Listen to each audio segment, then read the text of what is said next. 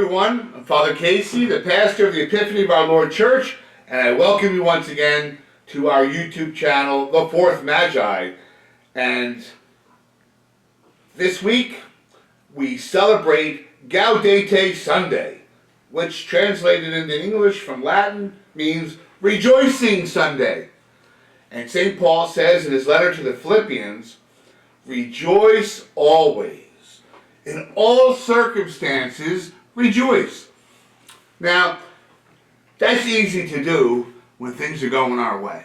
When we get that job, when we find that special someone, when we are successful in our lives, when things are going well, and everything seems right with the world, it's easy to rejoice.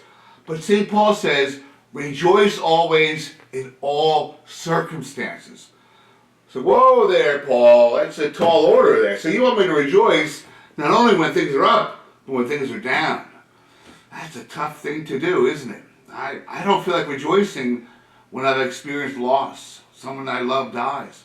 I don't feel like rejoicing when I've lost that job and I'm beating the pavement looking for another one.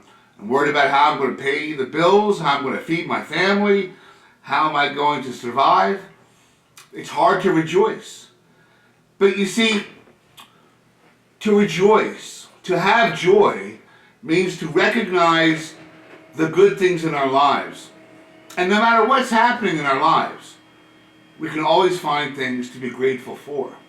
Even if it's as simple as I've got air in my lungs, I have a roof over my head, I'm not in the hospital, But it's interesting because this past year, I have been battling multiple myeloma, a form of bone marrow cancer.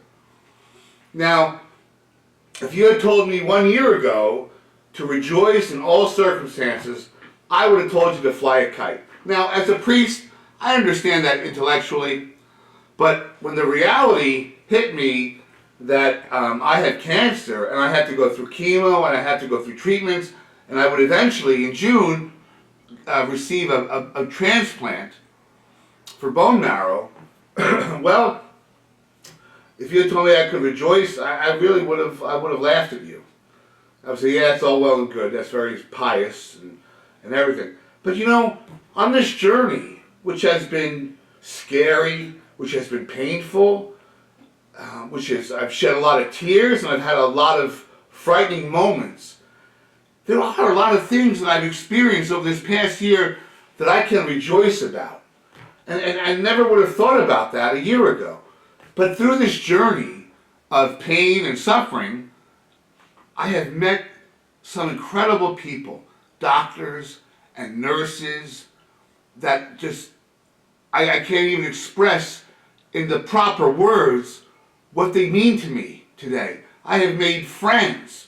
I have just met the most fabulous people that I would not have experienced if I hadn't had to go through this journey of cancer. I've shared this journey with other people who have cancer, and that has been incredible. Not that we have cancer, but that being able to share this journey with someone else has been amazing. And I can rejoice in that. I can rejoice in the people that have come into my life even in the midst of these terrible circumstances. And that's what's so important to realize. When St. Paul says to rejoice in all circumstances, he's making a very important point because you and I have no control over our circumstances. And if we allow circumstances to dictate the weather going on inside of us, like, oh, the circumstances are bad, so I'm going to feel bad. The circumstances are good, so I'm going to feel good. We cannot allow circumstances to dictate who we are as persons. We cannot allow circumstances to determine if you and I are going to be happy or sad or whatnot.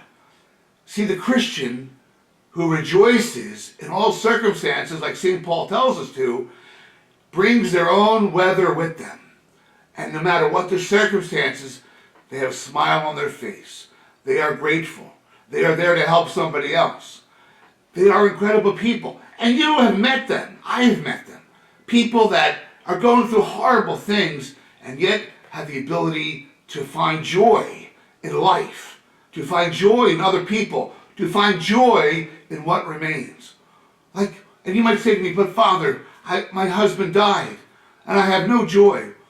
But you see, the Christian can rejoice even in that circumstance, because what does the Christian believe?